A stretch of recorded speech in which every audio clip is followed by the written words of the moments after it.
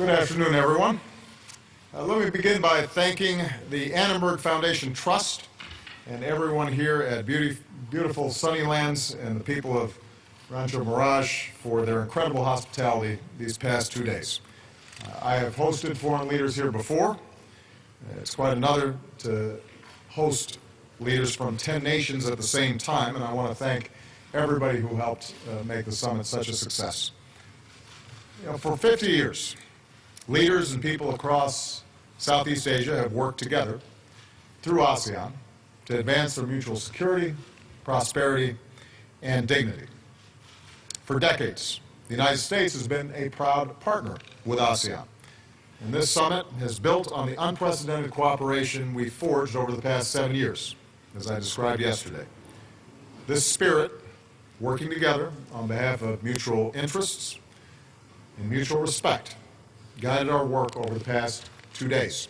And so I especially want to thank my fellow leaders from the ASEAN countries for being here, for their commitment, and for the progress that we've made together. One of my main messages over the past 2 days has been the commitment of the United States to ASEAN and its people. That commitment is and will remain strong and enduring. With our strategic partnership, we have a framework to guide our ties for decades to come. Here at Sunnylands, we agreed to a number of key principles, including the principle that ASEAN will continue to be central, in fact indispensable, to peace, prosperity, and progress in the Asia-Pacific. When ASEAN speaks with a clear, unified voice, it can help advance security, opportunity, and human dignity, not only for the more than 600 million people across ASEAN, but for people across the Asia-Pacific and around the world. And I'm pleased that here at this summit, ASEAN's strong voice allowed us to make progress on multiple fronts. First, we agreed to do more together to encourage the entrepreneurship and innovation that are at the heart of modern competitive economies. We had an excellent discussion with a number of pioneering business leaders who reiterated the recipe for attracting trade and investment: rule of law, transparency, protection of intellectual property, efficient customs, modern infrastructure, e-commerce and the free flow of information, support for small and medium-sized businesses, and perhaps most importantly, investment in people, investment in strong schools to educate and train the next generation. Around the table, there was widespread recognition that this is the path ASEAN countries need to continue on. As they do, it will create even more opportunities for trade and investment between the U.S. and ASEAN countries. I affirmed our strong support for the ASEAN community and pledged that the United States will continue to be a partner in ASEAN's efforts to integrate economies and reduce barriers to trade and investment. I'm also announcing a new initiative, U.S.-ASEAN Connect, a network of hubs across the region to better coordinate our economic engagement and connect more of our entrepreneurs, investors, and businesses with each other. We're also doing more to help aspiring innovators in the region learn English, the international language of business. And I reiterated that the Trans-Pacific Partnership, which includes the 4 ASEAN members, can advance economic integration across ASEAN and set stronger rules for trade throughout the Asia-Pacific. To that end, we've launched a new effort to help all ASEAN countries understand the key elements of TPP, as well as the reforms that could eventually lead to them joining. Second, with regard to security, the United States and ASEAN are reaffirming our strong commitment to a regional order where international rules and norms and the rights of all nations, large and small, are upheld. We discussed the need for tangible steps in the South China Sea to lower tensions, including a halt to further reclamation, new construction, and militarization of disputed areas. Freedom of navigation must be upheld, and lawful commerce should not be impeded. I reiterated that the United States will continue to fly, sail, and operate wherever international law allows, and we will support the right of all countries to do the same. We will continue to help our allies and partners strengthen their maritime capabilities, and we discussed how any disputes between claimants in the region must be resolved peacefully through legal means, such as the upcoming arbitration ruling under the UN Convention of the Law of the Seas, which the parties are obligated to respect and abide by. Third, I made it clear that the United States will continue to stand with those across Southeast Asia who are working to advance rule of law, good governance, accountable institutions, and the universal human rights of all people. We continue to encourage a return to civilian rule in Thailand. We will sustain our engagement with the people of Myanmar as a new president is selected and as they work to implement the ceasefire agreement and move forward with national reconciliation. Across the region, we'll continue to stand with citizens and civil society and defend their freedom of speech, of assembly, and of the press. No one, including those in political opposition, should ever be detained or imprisoned simply for speaking their mind. That only stymies progress, only makes it harder for countries to truly thrive and prosper. And finally, the United States and ASEAN are doing more to deal with transnational challenges together.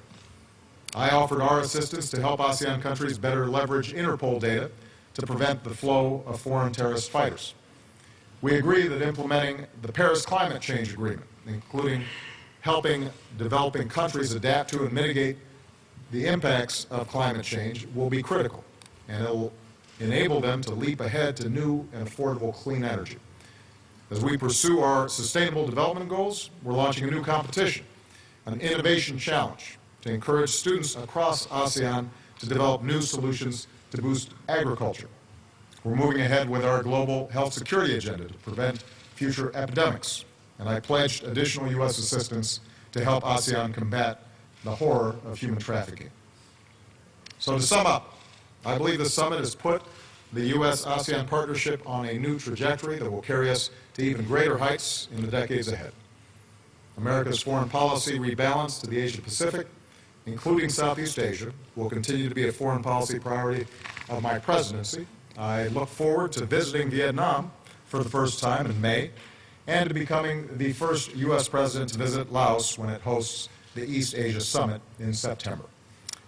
And I'm confident that whoever the next president may be will build on the foundation that we've laid, because there's strong, sustained bipartisan support for American engagement in the Asia-Pacific region. And through our Young Southeast Asian Leaders Initiative, our investment in young people, in their business success, in civil society, and grassroots leaders across the region, I believe will further bind us together in a spirit of partnership and friendship for many years to come. So with that, let me take a few questions, and I'm going to start with Darlene Superville of the Associated Press. Where's Darlene? There she is. Thank you, Mr. President.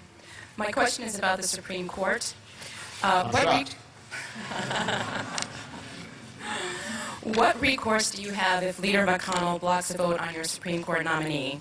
And do you think that if you choose someone moderate enough that Republicans might change course and schedule a vote?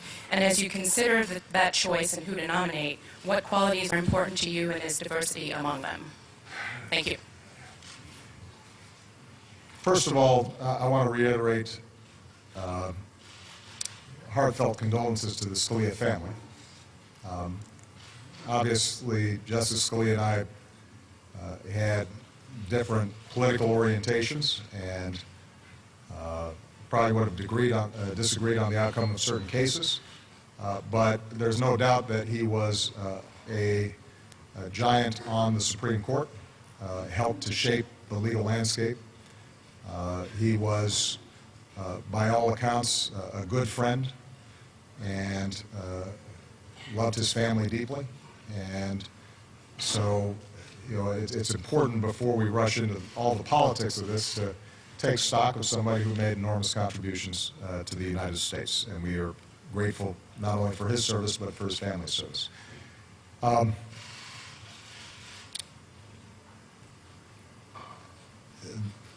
The Constitution is pretty clear about what is supposed to happen now. When there is a vacancy on the Supreme Court, the President of the United States is to nominate someone.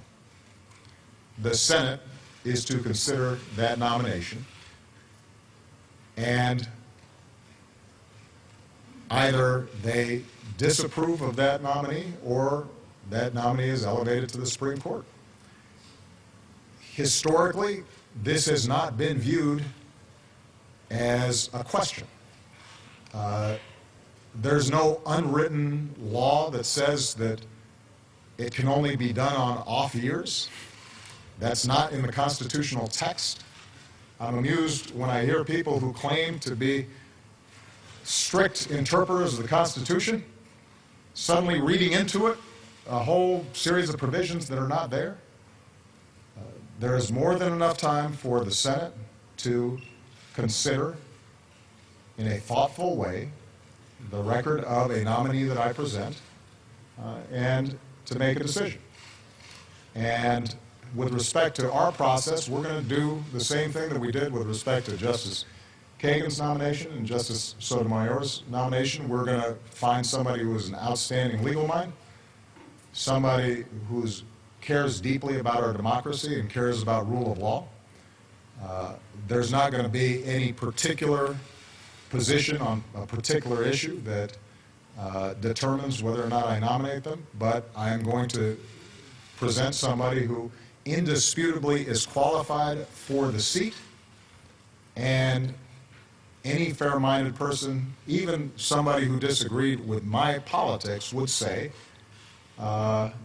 would serve with honor and integrity on the court. Now, part of the problem that we have here is we've almost gotten accustomed to how obstructionist the Senate's become when it comes to nominations. I mean, I've got 14 nominations that have been pending that were unanimously approved by the Judiciary Committee. So Republicans and Democrats on the Judiciary Committee all agreed that they were well qualified for the position. And yet we can't get a vote on those individuals. So in some ways this argument is just an extension of what we've seen in the Senate generally, and not just on judicial nominees. The basic function of government requires that the President of the United States, in his or her duties, has a team of people, cabinet secretaries, assistant secretaries, that can carry out the basic functions of government. It requires, the Constitution requires, that we appoint judges so that they can carry out their functions as a separate branch of government. And the fact that we've almost grown accustomed to a situation that is almost unprecedented, where every nomination is contested. Everything is blocked, regardless of how qualified the person is, even when there's no ideological objection to them.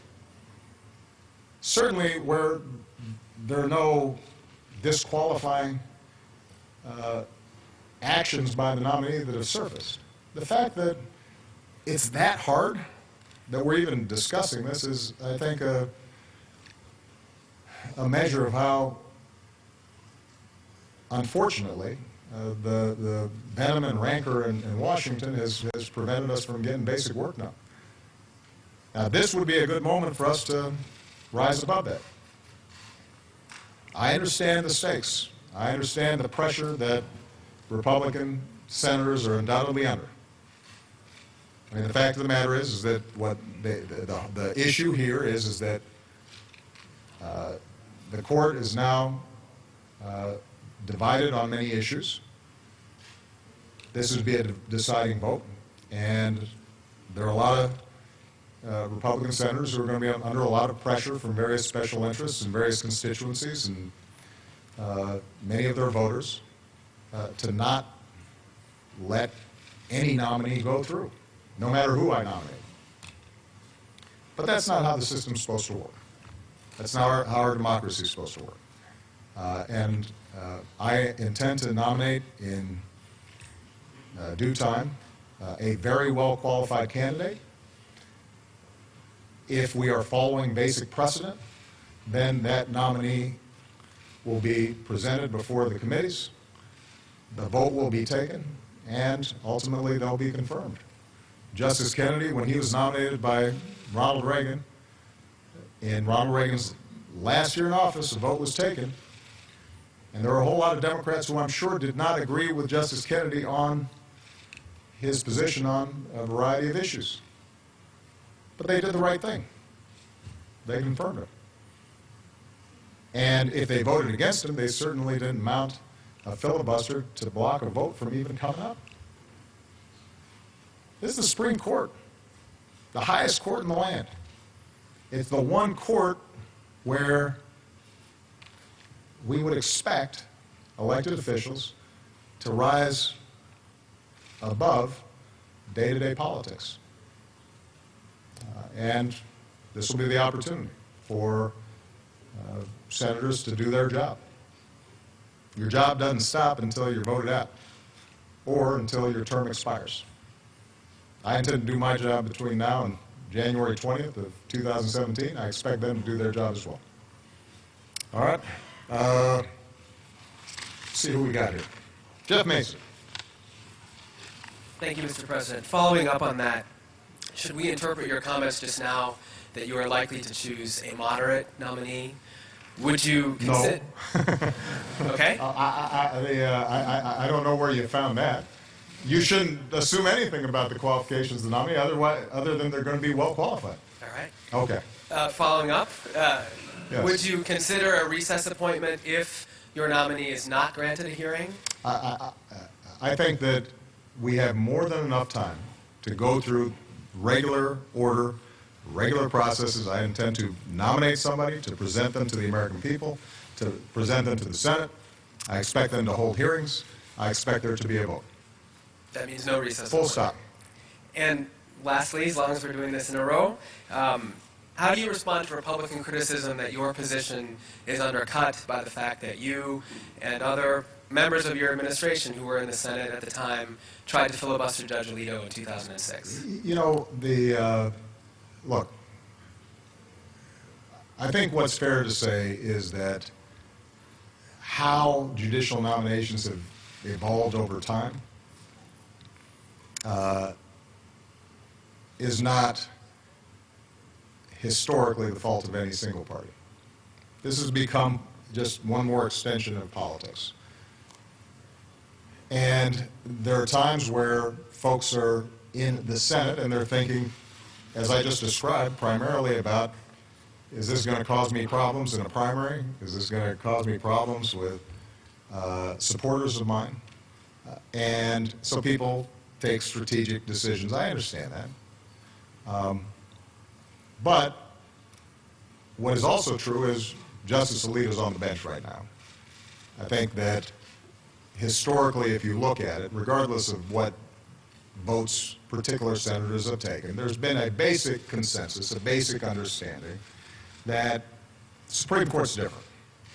And each caucus may decide who's going to vote where and what, but that basically you let the vote come up and you make sure that a well-qualified candidate is able to join the bench, even if you don't particularly agree with them. And my expectation is that the same should happen here. Now, this will be a test, one more test, of whether or not norms, rules, basic fair play can function at all in Washington these days. But I do want to point out, this is not just the Supreme Court. I mean, we have consistently seen just a breakdown in the basic functions of government because the Senate will not confirm well-qualified nominees, even when they're voted out of committee, which means that they're voted by both parties without objection. And we still have problems because there's a certain mindset that says we're just going to grind the system down to a halt. And if we don't like the president, then we're just not going to let him make any appointments. We're going to make it tougher for the administration to do their basic job. We're going to make sure that ambassadors aren't seated, even though these are critical countries and that may have an effect on our international relations. We're going to make sure that judges aren't confirmed, despite the fact that Justice Roberts himself has pointed out there's emergencies in courts around the country because there are just not enough judges and there are too many cases, and the system's breaking down. So this has become a habit, and it gets worse and worse each year. And it's not something that I have spent a huge amount of time talking about, because frankly, the American people on average, they're more interested in gas prices and wages and issues that touch on their day-to-day lives in a more direct way. So it doesn't get a lot of political attention. But this is the Supreme Court, and it's going to get some attention. And we have to ask ourselves as a society a fundamental question, are we able to still make this democracy work the way it's supposed to, the way our founders envisioned it? And I would challenge anyone who purports to be adhering to the original intent of the founders, anybody who believes in the Constitution, coming up with a plausible rationale as to why they would not even have a hearing for a nominee made in accordance with the Constitution by the President of the United States, with a year left practically in office. It's pretty hard to find that in the Constitution. All right? You've gotten at least, you've gotten 4 now, Jeff. Total. Thank you, Mr. President. 2 different topics. First on Syria. Yeah. Last year when President Putin was about to enter into Syria, you said that he was doing so from a position of weakness and that he would only get himself involved in a quagmire there. Now with Aleppo about to fall, it seems like President Putin is basically getting one of his goals, which is to bolster Assad and to take out the rebels which the U.S. is backing. How do you respond to critics who say that you have been outfoxed by Putin? And what is your plan if Aleppo does fall? Do you plan to step up military action to help the rebels in Syria, who you have said are key to taking on ISIS? And then secondly, I wanted to ask you about 2016 as well. Okay, there's going to be a lot of questions here. How about you asked me a big question right there? How about I just answer that one? Okay, sure. All right. First of all, if you look back at the transcripts, what I said was that Russia has been propping up Assad this entire time.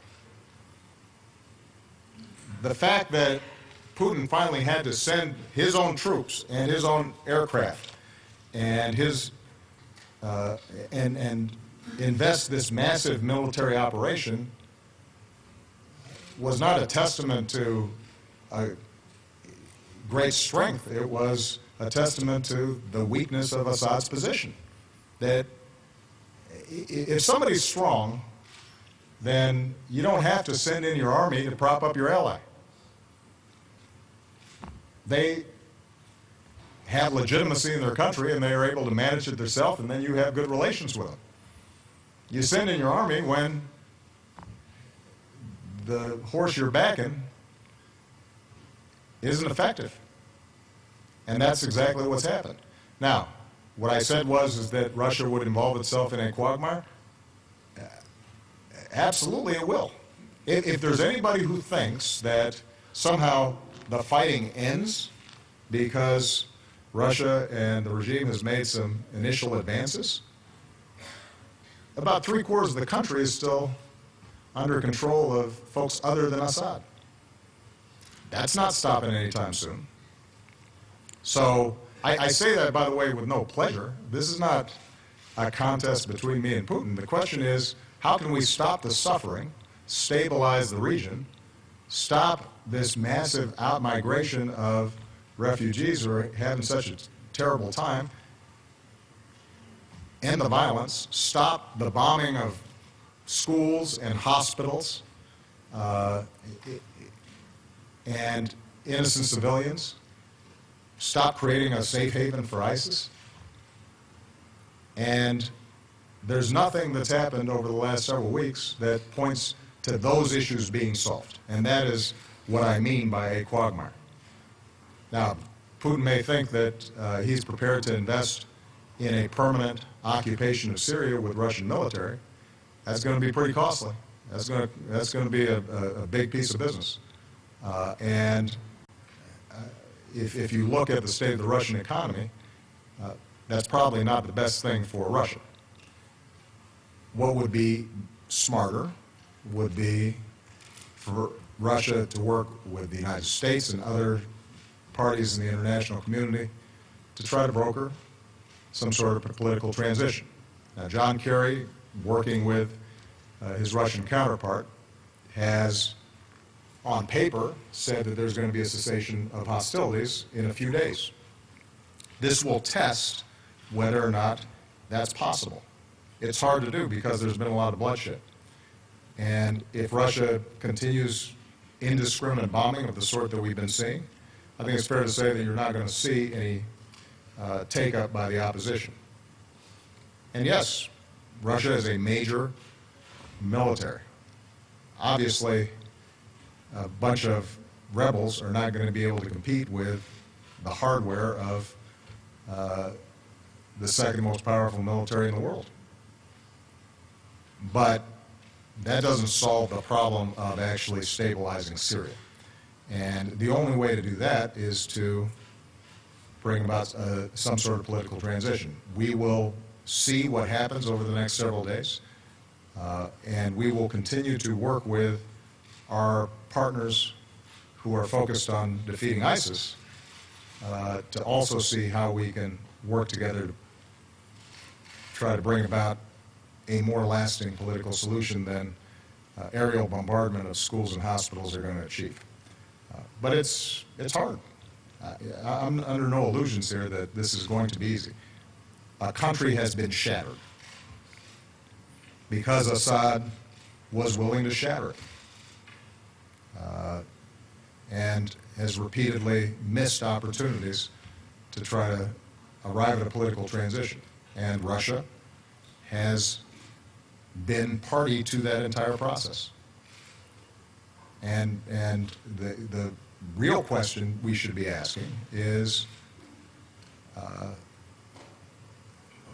what is it that Russia thinks it gains if it gets a country that's been completely destroyed as an ally, that it now has to perpetually spend billions of dollars to prop up? That's not that great a price. Unfortunately, the problem is that it has spillover effects that are impacting everybody, and that's what we have to focus on. One thing that I do want to add, though, this has not distracted us from continuing to focus on ISIL, and we continue to press them hard both in Iraq and Syria. That will not stop. And if we can get a political transition in Syria, that allows us to coordinate more effectively with not just Russia, but other countries in the region, to focus on the folks who pose the greatest direct threat to the United States. All right? Andrew Beatty. Thank you, Mr. President. I wanted to ask you, first of all, whether you think that military intervention will be necessary in Libya to dislodge the Islamic State from Sirte.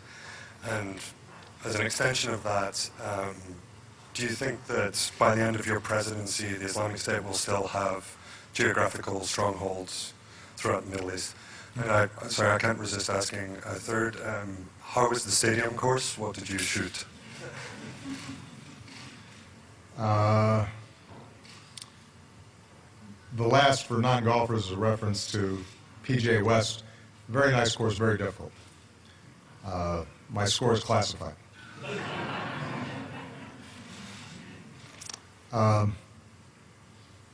With respect to Libya, I have been clear from the outset that we will go after ISIS wherever it appears, the same way that we went after al-Qaeda wherever they appeared.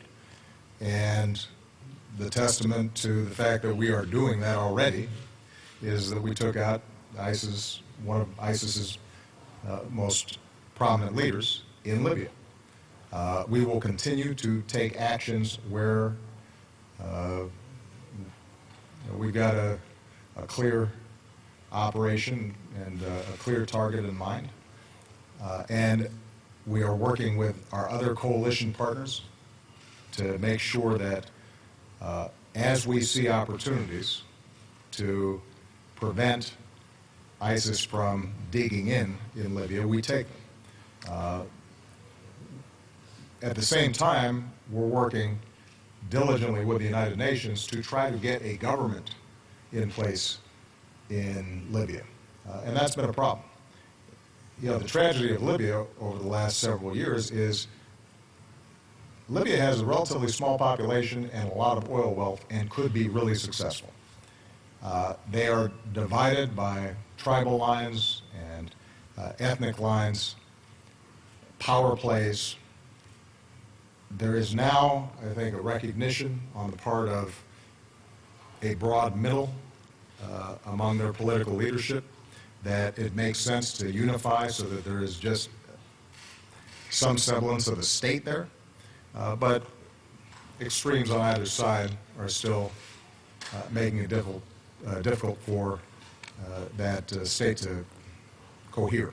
If we can get that done, that will be enormously helpful because our strong preference, as has always been the case, is to train Libyans to fight. And the good news in Libya is that they don't like outsiders coming in telling them what to do. There's a whole bunch of constituencies who are hardened fighters and don't ascribe to ISIS or their perverted ideology, but they have to be organized and can't be fighting each other. And so that's probably as important as anything that we're going to be doing in Libya over the coming months. Carol Lee. Thank you, Mr. President.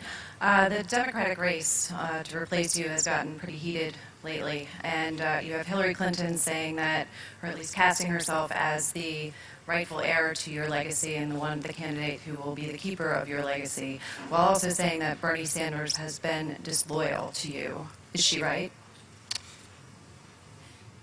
Well, you know, that's the great thing about primaries is everybody's trying to differentiate themselves.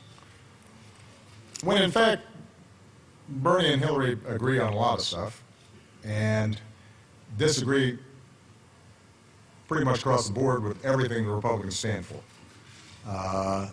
So, you know, my hope is that we can let the primary voters and caucus goers have their say for a while, and let's see how this thing plays itself out.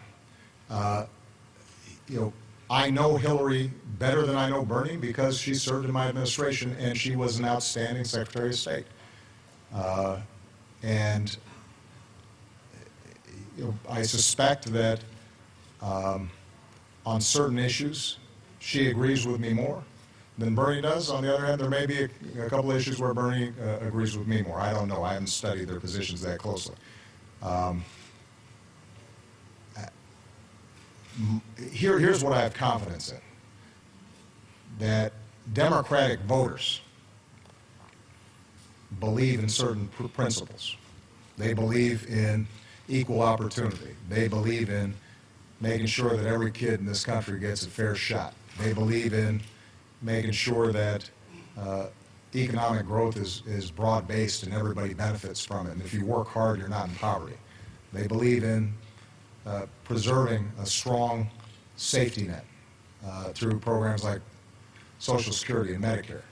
They believe in a foreign policy that is not reckless, that is tough and protects the American people, but doesn't shoot before it aims. They believe in climate change. They think science matters. They think that it's important for us to have some basic regulations to keep our air clean and our water clean, and to make sure that banks aren't engaging in excesses that can result in the kind of thing that we saw in 2007, 2008. So there's a broad convergence of interests around those issues. I think what you're seeing among Democrats right now is a difference in tactics, trying to figure out how do you actually get things done? How do you actually operate in a political environment that's become so polarized? How do you deal with the power of special interests, and frankly, how do you deal with a Republican Party right now that has moved so far to the right that it's often hard to find common ground? And so that's, I think, the debate that's taking place right now. It's a healthy debate. Ultimately, I will probably have an opinion on it based on both being a candidate of hope and change and a president who's got some nicks and cuts and bruises from getting stuff done over the last 7 years. But for now, I think it's important for Democratic voters to express themselves and for the candidates to be run through the paces. The thing I can say unequivocally, Carol, is I am not unhappy that I am not on the ballot.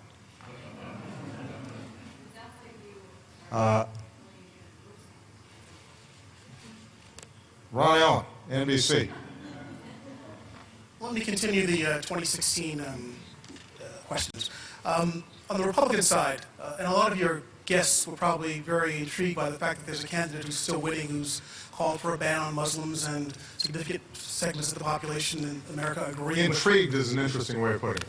Struck. Well, what was their reaction? That's one of my 5 questions. But the point is, Ron, let's stick to 2.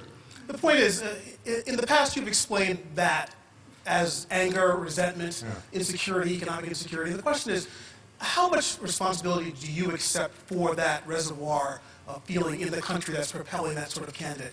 And a couple of weeks ago, you told Matt Lauer that Donald Trump would not win the presidency. Do you now think that he will not win the nomination as well? And what about Rubio and what about Cruz? I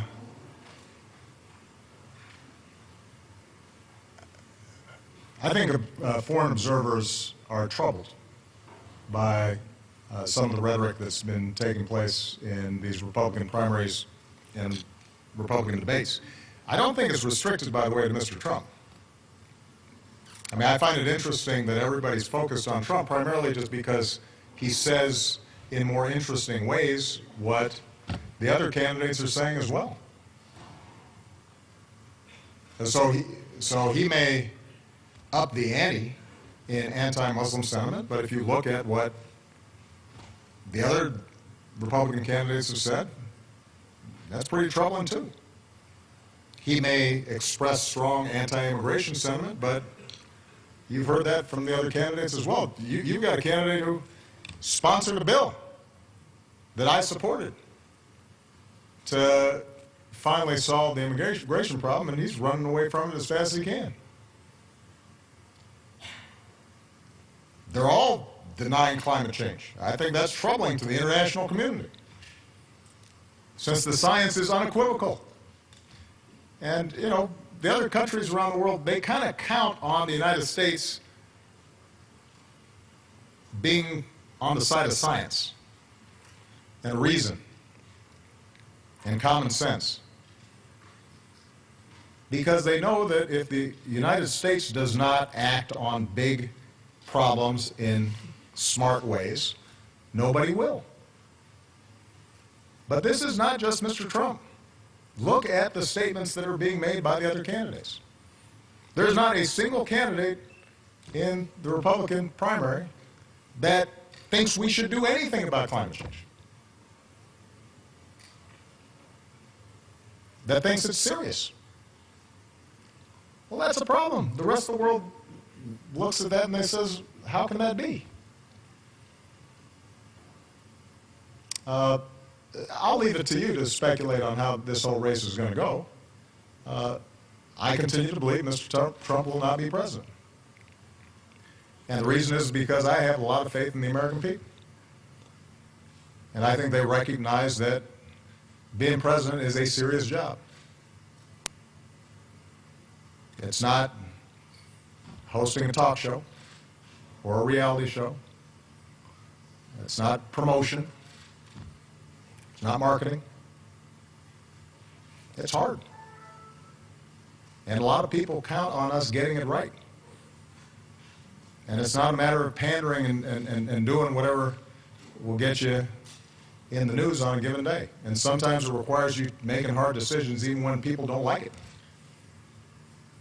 And doing things that are unpopular. And standing up for people who are vulnerable but don't have some powerful political constituency.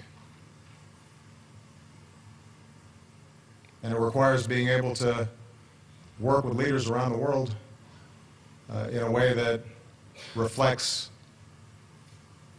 the importance of the office. And gives people confidence that you know the facts, and you know their names, and you know where they are on a map, and you know something about their history. And you're not just going to play to the crowd back home, because they have their own crowds back home, and you're trying to solve problems. And so, yeah, during primaries, people vent, and they express themselves, and it seems like entertainment, and oftentimes it's reported just like entertainment. But as you get closer, reality has a way of intruding.